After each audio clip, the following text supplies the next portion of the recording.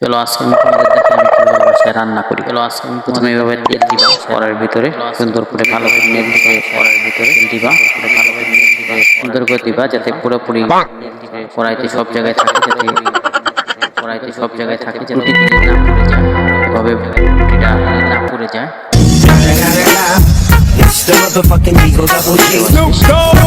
সুন্দর করে তারপরে পুরো কড়াইতে একটু নাড়াচাড়া দিবা যাতে পুরো কড়াই সব জায়গায়, এখন আমি ডিম ভাজা দেখাবো। প্রথমে এইভাবে ডিমটাকে ভাঙবে, ডিম ভাজা দেখাবো। প্রথমে এইভাবে ডিমটা কড়ার উপর ছেড়ে দিবা, এইভাবে ডিমটা সুন্দর করে দিবা। হয়ে গেল আমার ডিমটা ভাঙা, ভাঙা হয়ে গেছে। এখন আমি দেখি আমার রুটির কি অবস্থা। এখন আমি ভালোই তো রুটির প্রায় অবস্থা সুন্দরই হয়েছে অনেক। সুন্দর করে রুটিটাকে উল্টাই দিতে হবে, সুন্দর করে নেই কত সুন্দরভাবে হয়েছে।